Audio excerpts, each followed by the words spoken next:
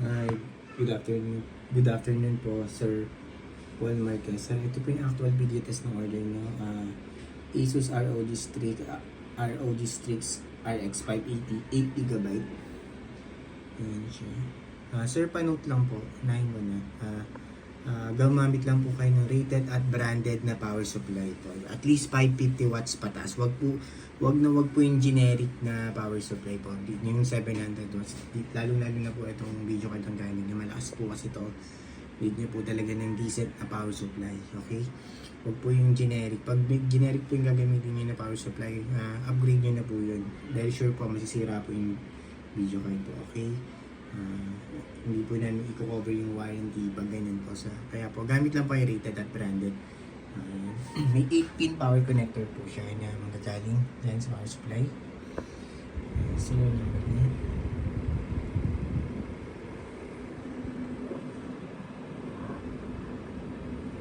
Warranty sticker po namin. Please note po sir, bawal po alisin yung mga warranty sticker natin para in case po may problem, papalitan po namin agad or ito troubleshoot. Then pag hindi po makaya sa troubleshoot, papalitan po namin.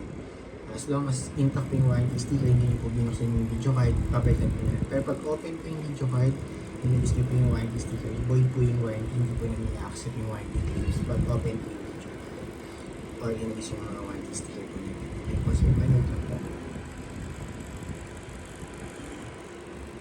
Okay, ito po sa Permark. Test na po namin. Time running na 8 minutes, 12 seconds. OpenGL errors none.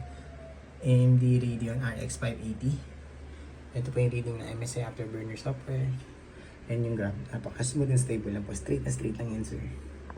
Ito yung buong screen. Wala pong kahit na anong issue. Walang random restart or random shutdown. Walang hang entries. Wala din pong BSOD at carriage display na lumalabas. Napaka-smooth and stable lang po niyan, Sir Paul Marquez. Time check po ulit. 8 minutes 45 seconds na po siya running and still napaka-stable na stable lang po. Okay, close ko na po ito, sir. Ayan po yung Permark settings na run natin. MSI Afterburner software. Yung po yung reading niya na video card. So, ang software lang po yun. GPU-Z software. Full liters and specs po sa GPU-Z. Sensor, yan, at naman po may reading.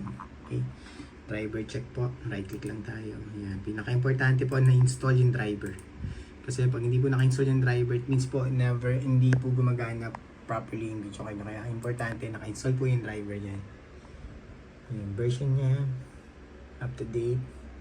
GPU AMD Radeon RX 580. Yung VRAM niya or yung memory ng video card, 8192 MB or 8GB. Okay po, close ko lang to. Open po Google Chrome for time and date checking.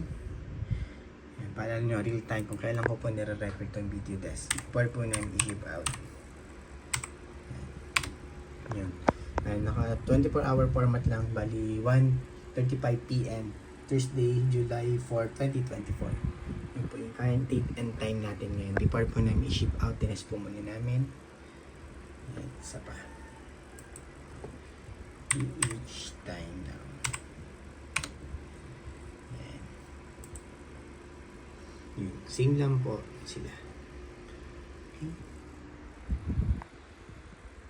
Ayan. Pag gusto nyo po i-double check, ito po yung website.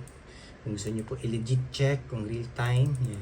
Kung ninadaya, ayan po, pwede nyo pong puntahan yan. Ito din po yung isa. Ayan. May ads lang. Ayan. Yan. Okay. Yun lang po, Sir Paul Marquez. Close ko na po ito and shutdown para ma-ship out na po namin to today, sir. Yan.